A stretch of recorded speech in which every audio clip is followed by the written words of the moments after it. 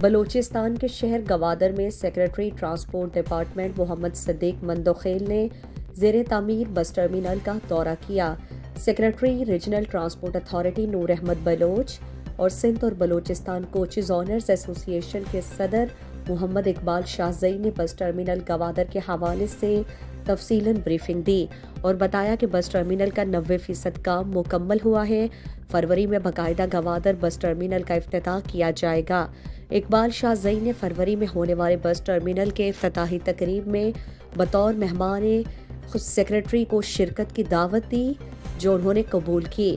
Secretary نے زیر تعمیر گوادر بس ٹرمینل کے کام کو سراہتے ہوئے ٹرمینل کے تمام جملہ مسائل، جن میں واٹر سپلائی کنیکشن، اضافی 6 ایکڑ زمین کے الاٹمنٹ سمیت دیگر مسائل کو ترجیحی بنیادوں پر حل کرانے کی یقین دہانی کرائی۔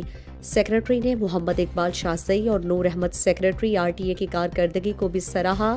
سیکریٹری ٹرانسپورٹ ڈپارٹمنٹ کے ساتھ ان کی ٹیم اور ریجنل ٹرانسپورٹ اتھارٹی مکران کے اسٹاف بھی ساتھ تھے۔ مزید دلچسپ معلومات اور خبروں سے آگاہ ہونے کے لیے Gedrosia point Facebook page, Instagram, Twitter کو فالو اور یوٹیوب چینل کو سبسکرائب کریں۔